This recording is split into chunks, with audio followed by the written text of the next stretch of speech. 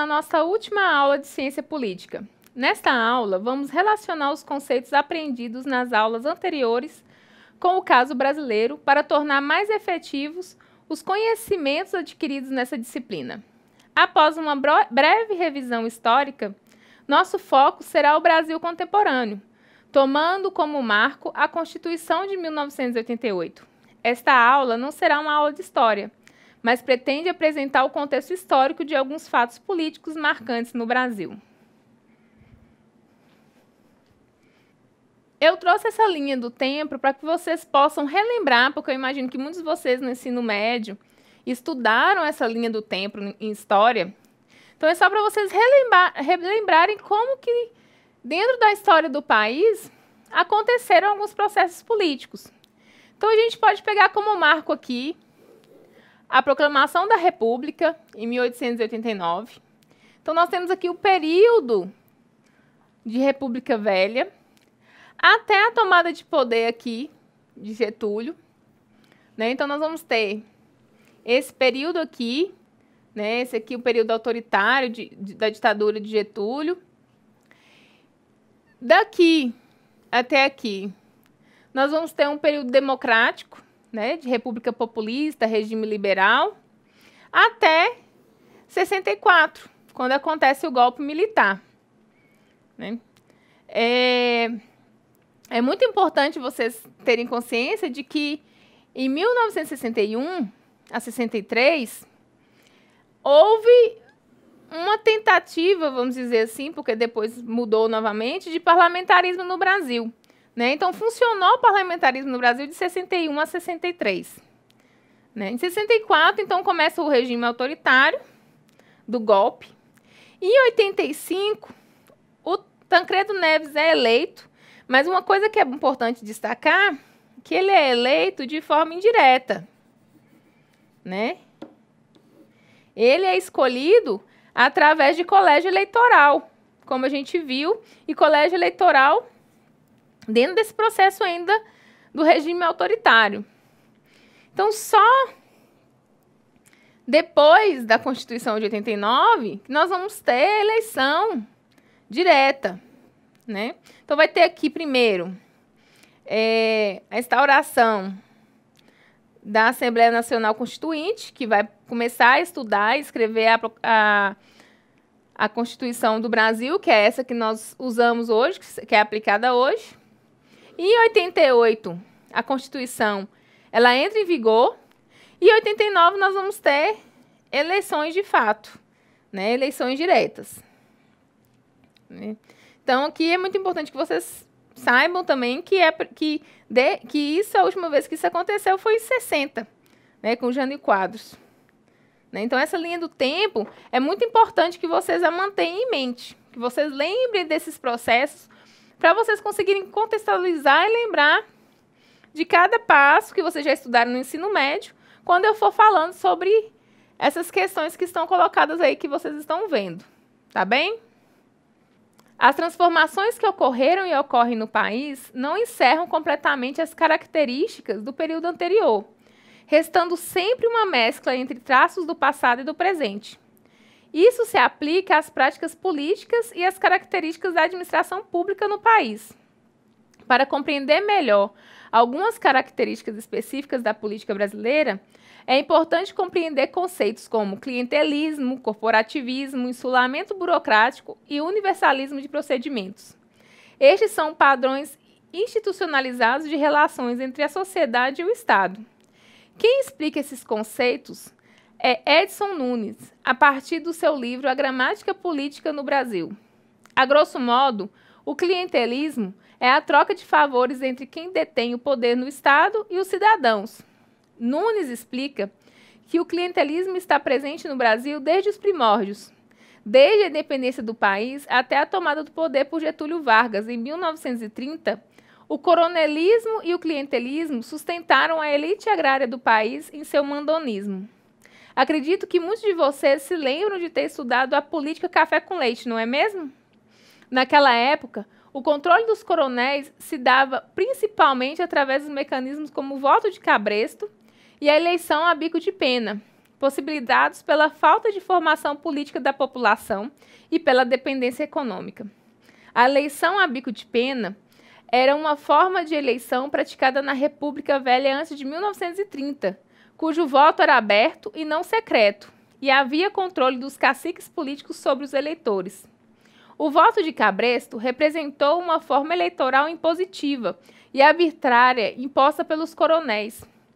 Eu diria que não só pelos coronéis do século passado, mas ainda hoje é possível conhecer pessoas que votam a partir do mando de figuras dominadoras, sobretudo nas relações familiares. Como quando um filho ou a esposa vota com base no que o chefe da família manda. Pois bem, não podemos esquecer que o país era rural, com a maioria maciça da população vivendo dentro dos limites dos domínios senhoriais das grandes propriedades. E embora o autoritarismo típico do regime monárquico já não existisse, não podemos falar em democracia, pois a maioria da população era submetida ao poder privado dos grandes proprietários. O voto não era realmente livre. O nível de informação da população para efetuar escolhas era muito baixo. E, sobretudo, os resultados eleitorais eram manipulados pelos governantes, impedindo que houvesse alternância no poder. Neste contexto de domínio senhorial, é fácil compreendermos que a administração pública, então existente, era patrimonialista, isto é, não havia clara distinção entre interesses privados e a coisa pública. A seleção dos quadros técnicos de governo até 1930 era inteiramente submetida à dinâmica da luta partidária pelo controle das agências governamentais e dos recursos de poder que tal controle viabilizava. O favoritismo político era critério fundamental de constituição das burocracias. Logo, havia uma disputa pelos favores dos funcionários públicos, que dispunham das benesses do Estado, segundo seus interesses e suas ligações pessoais. A partir de 1930, podemos identificar na política brasileira o corporativismo e o insulamento burocrático, isto é, há no país uma centralização do poder, principalmente após 1937, ano do início do Estado Novo. Para poder se industrializar e se desenvolver, o país deveria estar sob o comando firme de uma burocracia federal, organizada em novos moldes, mais profissional e preparada, o que foi uma das metas do governo de Getúlio Vargas. Combina-se, então, a estrutura patrimonialista e o clientelismo existentes no país com uma burocracia cuja admissão na carreira da administração pública se dava por concurso, segundo critérios profissionais e na qual as promoções eram baseadas no mérito. Dentro desse espírito, é criado o Departamento Administrativo do Serviço Público, DASP. Ou seja, no período de Vargas, houve um esforço de formação de uma burocracia nos moldes descritos por Weber. O corporativismo foi uma busca por organizar os interesses existentes na sociedade sem os vícios do clientelismo e, ao mesmo tempo, sem o conflito de classes. É possível afirmar que a profissionalização da burocracia foi uma tentativa de criar um universalismo de procedimentos, igualdade de todos perante a lei, do que decorre o tratamento impessoal dos cidadãos sem favoritismos. Contudo, o universalismo de procedimentos só viria a acontecer após o período de redemocratização do país, após o período que se segue ao golpe de 1964. O ano de 1985 passou para a história como o marco da redemocratização, quando a presidência do país retomou a mão de um civil após 5 generais no comando na nação.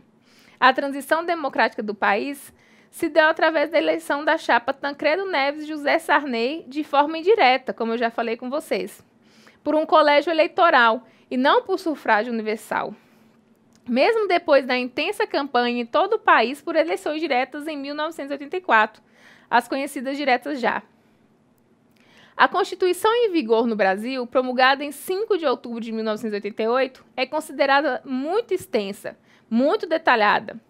O detalhamento se deve ao fato de a Constituição ter resultado de amplas negociações na Assembleia Nacional Constituinte, em que a representação partidária ficou muito fragmentada, não havendo nenhuma força política realmente hegemônica.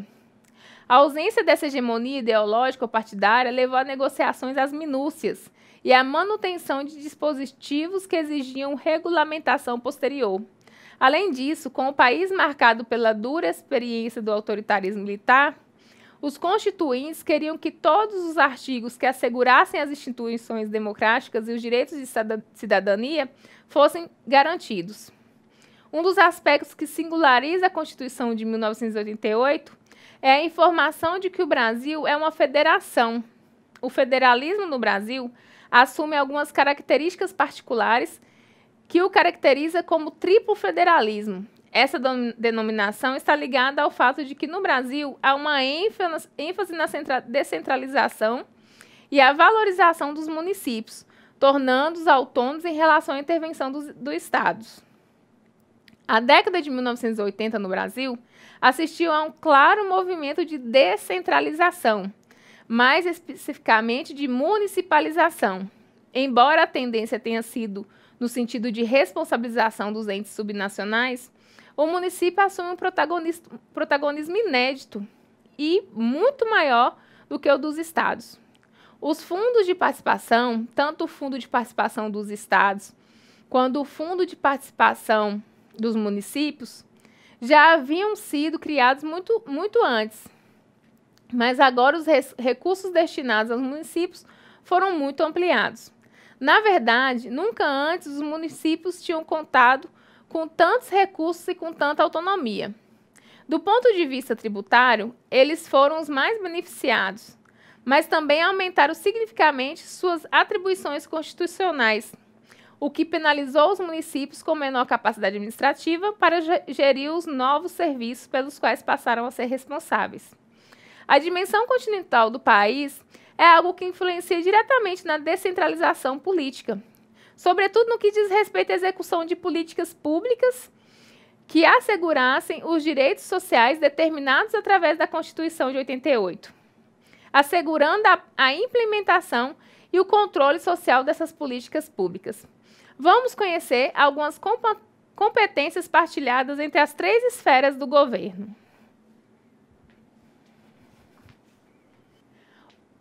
Aqui nós vamos conhecer algumas das competências partilhadas entre as 3 esferas de poder, que nós estamos conversando agora, que é a esfera municipal,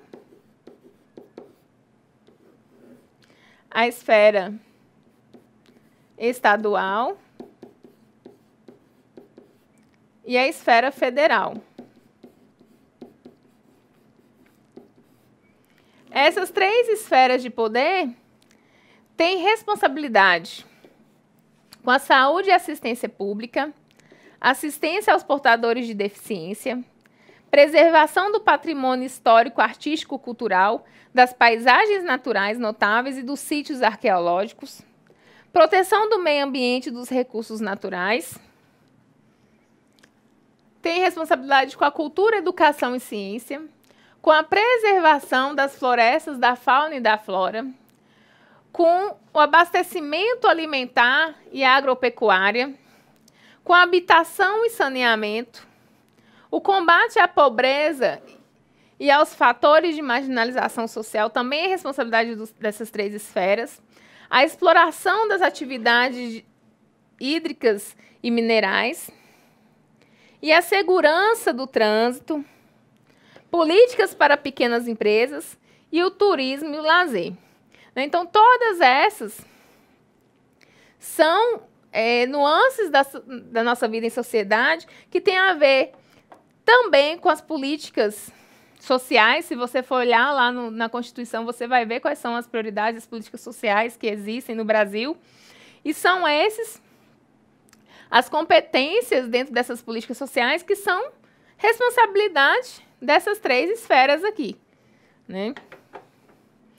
A partir de 2004, houve uma mudança específica na política de assistência social no que diz respeito à coordenação federativa. Com a criação do programa Bolsa Família, o maior programa do governo federal, houve uma opção do governo pela ampliação dos mecanismos de transferência direta de renda às famílias em situação de extrema pobreza. Vamos ver e conhecer um pouco sobre esse programa. Então, quem tem acesso ao programa Bolsa Família, né? Nós vamos conhecer isso. Mas antes, é bom saber que o programa Bolsa Família foi criado através da Lei 10.836, em 9 de janeiro de 2004, e regulamentado pelo Decreto 5.209, de 12 de setembro de 2004.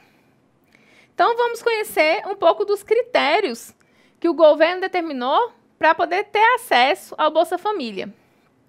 Então, o Bolsa Família ele é voltado para crianças e adolescentes com limite de até 15 anos, que devem ter frequência escolar de pelo menos 85%, e de adolescentes de 16 e 17 anos, que devem ter frequência escolar de no mínimo 75%. Então, a gente vê que o Bolsa Família, ele atende a faixa etária que nós chamamos de criança e adolescente, que é de 0 a 18 anos incompletos, né? Então, até 17 anos, 11 meses e tal. As carteiras de vacinação devem estar sempre em dia. Crianças de até 7 anos devem ter acompanhamento médico. Então, a saúde e a educação da criança tem que estar em dia, né? A questão do crescimento, desenvolvimento. O pré-natal de gestantes, então a mãe que tem acesso à Bolsa Família, ela tem que estar com o pré-natal em dia, né? E deve ser feito com mulheres de 14 a 44 anos que amamentam, devem passar por acompanhamento médico, né? Então, o tratamento e a exigência não é só para as crianças e adolescentes. As crianças com até 15 anos que vivem em estado de risco devem ser retiradas do trabalho infantil e terem, no mínimo, 85% de frequência em serviços socioeducativos, né? Então, você vai desviar a criança do trabalho infantil e vai criar novas atividades para ela realizar, né? Que podem até mesmo ser atividades laborais, mas não de trabalho e, como a gente pensa, trabalho que vai ser remunerado e tal. O Bolsa Família faz parte do programa Fome Zero, que é substitutivo do Rede de Proteção Social. E ele surgiu da unificação de outros programas sociais até então existentes, né? Então, o Rede de Proteção Social, ele vem antes do Bolsa Família. Muitos de vocês devem lembrar, né, do Bolsa Escola. Se não lembra, pesquisa para saber que existiu também esse programa, chamado Bolsa Escola, antes do Bolsa Família. Então, a Rede de Proteção Social, que vai virar depois Fome Zero,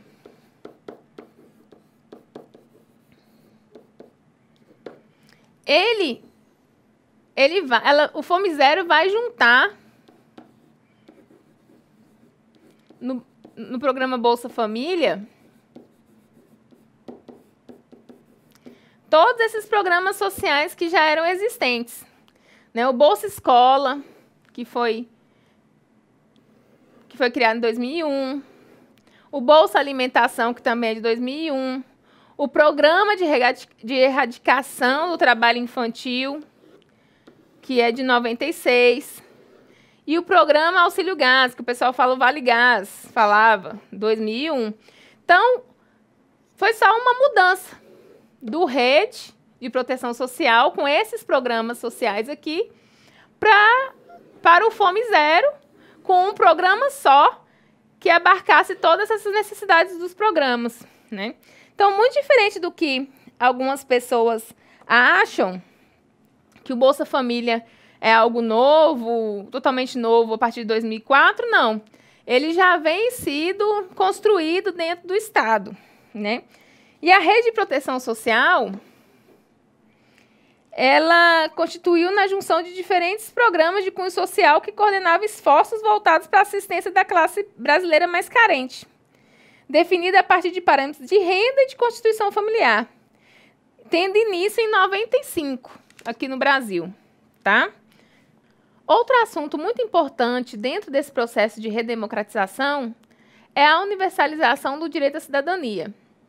Durante o período Vargas, um traço marcante foi o que ficou conhecido como cidadania regulada, isto é, eram cidadãos, de fato, os indivíduos incluídos no mercado formal de trabalho, portadores de carteira de trabalho e sindicalizados, o que lhes dava acesso a certos direitos, como os serviços de previdência. No período varguista, esses cidadãos também teriam direito à assistência à saúde. No entanto, qualquer outra pessoa que não se enquadrasse na cidadania regulada, que não fosse contribuinte da Previdência, não teria acesso à assistência médica. Desse modo, trabalhadores informais ou trabalhadores rurais contavam com a caridade das santas casas existentes pelo Brasil. Com a redemocratização, a universalização do direito à cidadania, ou seja, todos os brasileiros, natos ou naturalizados, têm acesso à assistência à saúde pública e são todos cidadãos, independentemente de serem um trabalhador de carteira assinada ou não. O marco fundador da democracia no Brasil contemporâneo, do qual partiu o nosso estudo, foi a Constituição de 1988. As instituições, então, criadas, carregam o traço da busca pela consolidação da democracia do país, como vimos com a descentralização. O formato do nosso federalismo e a desregulação da cidadania através da universalização dos direitos dos cidadãos. Além de consolidar no país a democracia liberal, com todos os seus cânones, como mecanismo de representação, foram criados dispositivos constitucionais que instituem a democracia participativa.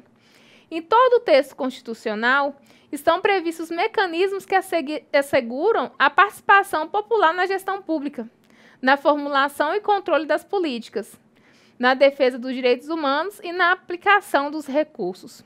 A Constituição criou 3 instrumentos de participação direta dos cidadãos nas deliberações públicas nos 3 níveis de governo, federal, estadual e municipal, a saber, o plebiscito, o referendo e as leis de iniciativa popular.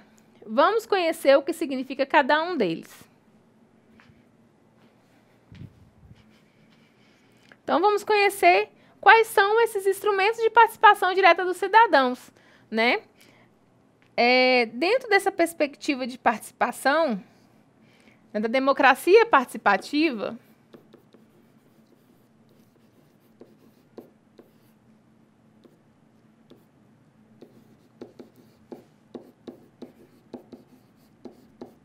nós temos esses três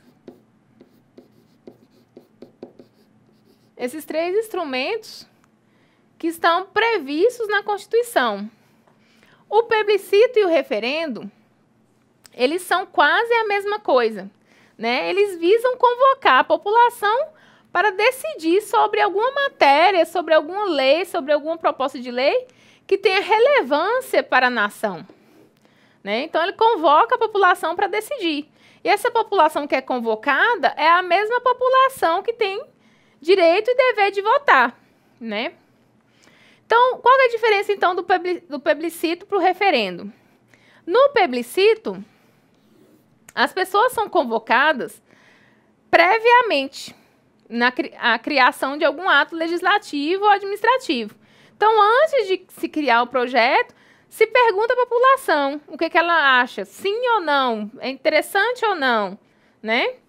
E o referendo, eles vão convocar posteriormente.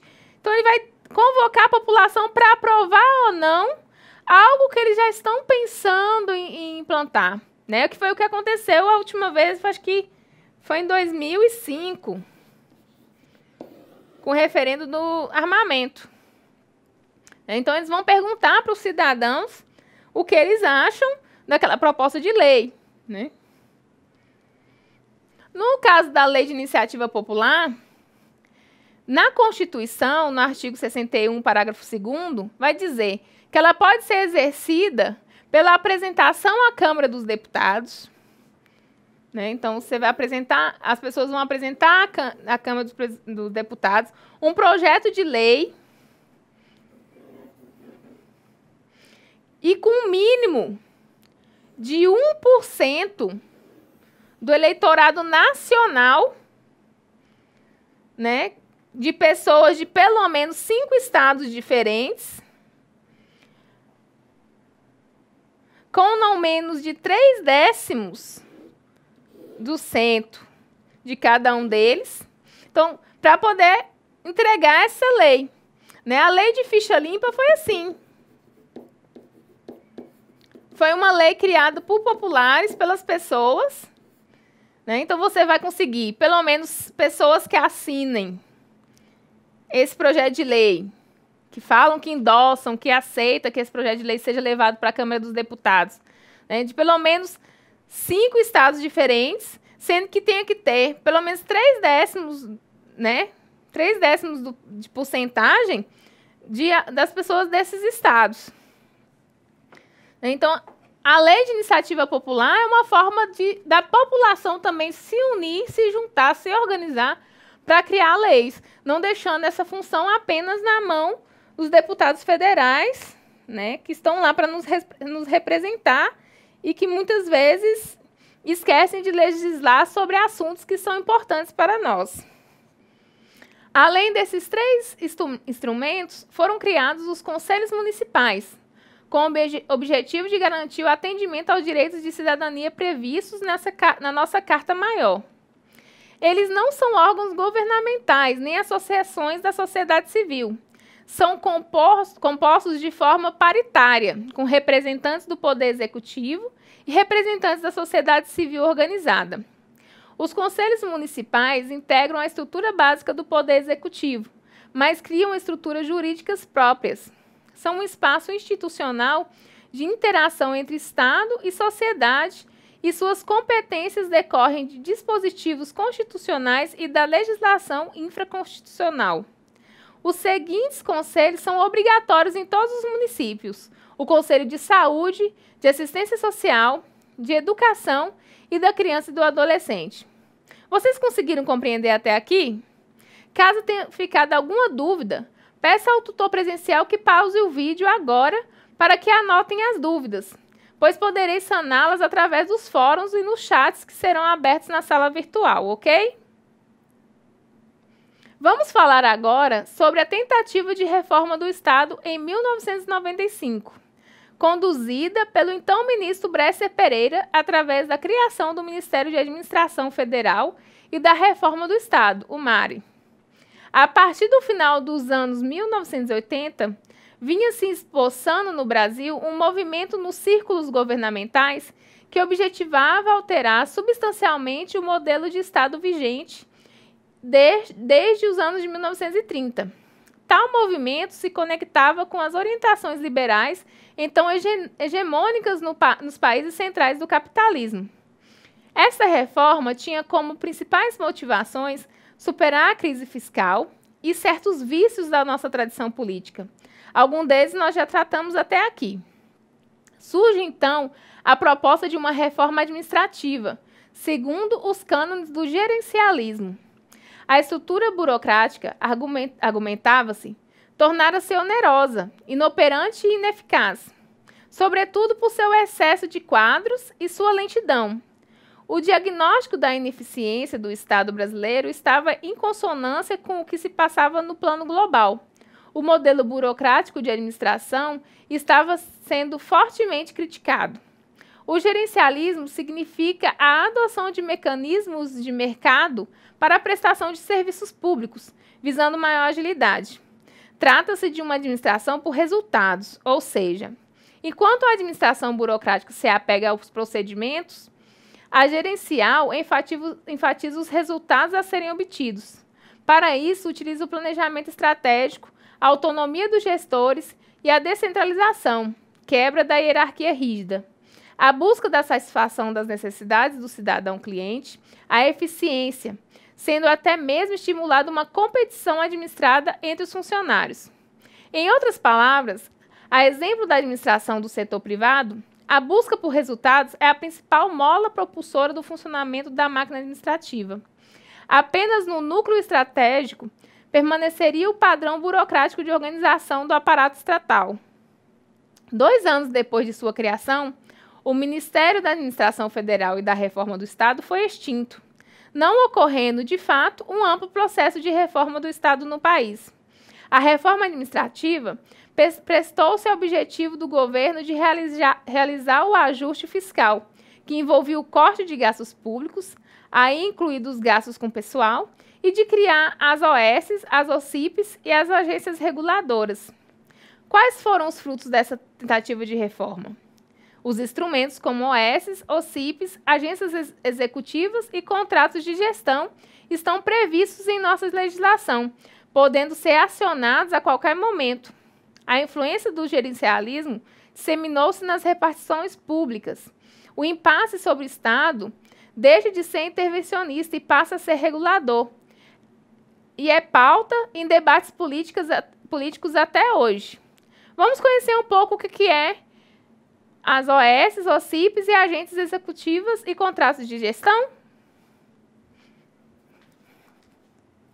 As OS são organizações sociais e as OCPs são organizações da sociedade civil de interesse público e são entidades privadas sem fins lucrativos criadas por particulares, com ou sem autorização da administração pública, a fim de exercerem atividade de interesse social.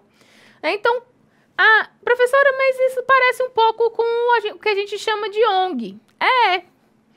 Normalmente, uma ONG, que é uma organização não governamental, que também tem como perspectiva criar, né, exercer atividade de interesse social, ela, como eu posso dizer, ela vem antes, ela é ONG primeiro e depois ela se torna OCP, quando ela dá a entrada no Ministério da Justiça para sua regulamentação. Né? Quando ela vai se regular no Ministério da Justiça, ela se torna OCP. Né? Porque a ONG ainda não tem essa regulação, essa regulamentação. Né? Quando ela se regulamenta, ela se torna OCP. Mas é o mesmo tipo de entidade. Então, a agência executiva é a qualificação dada à autarquia. Né? Então, quando você fala assim, tem uma autarquia, tal lugar assim é autarquia, né? O Inmetro é uma autarquia, é uma agência executiva. Então, não é um órgão, uma entidade totalmente ligada ao governo, mas está ligada ao governo. Né? Então, é o Instituto Nacional de Metrologia, Qualidade e Tecnologia, que vai regulamentar, né, como que as coisas têm que funcionar, se vai regulamentar as formas de fabricar, se as coisas têm determinado peso ou tamanho, como é que ela vai ser comercializada. E aí essa fundação pública de pessoa jurídica da administração indireta que celebra contrato de gestão com o respectivo ministério com a qual está vinculado. Então, o contrato de gestão que começou a ser previsto através da reforma do Estado de Bresser Pereira, ele deixou esses vestígios, né? Deixou para a gente algumas coisas que são importantes para a regulamentação do Estado e funcionamento do Estado, que ele tinha previsto já com a reforma, e mesmo ela não acontecendo, ficaram essas consequências do pensamento dele, tá? Enfim, há que se levar em conta, tendo em vista tudo o que vimos até agora a respeito da trajetória do país, aí incluída a trajetória da administração pública, a necessidade de se criar uma cultura cívica democrática, até mesmo na relação entre servidores públicos de um lado e cidadãos de outro. Você, como os futuros administradores públicos, deve entender que em uma democracia como a brasileira, a alternância de grupos no poder é a regra, e o administrador público deve estar preparado para atuar sob a orientação de diferentes governos. Esse preparo pressupõe uma série de conhecimentos que vai dos fundamentos teóricos e filosóficos que orientam a ação dos grupos políticos em disputa em nossa sociedade e passa pelas diferentes formas de Estado e de regimes políticos, chegando aos mecanismos de representação política por meio dos quais os diferentes grupos ascendem ao poder do Estado e o exercem alternadamente. É necessário a formação de vocês que vocês consigam compreender a administração pública em constante relação com o sistema político. Espero que vocês tenham conseguido aproveitar a aprendizagem até aqui. Foi um prazer compartilhar um pouco de assuntos tão importantes com vocês. Aguardo vocês na sala virtual. Bons estudos e até lá!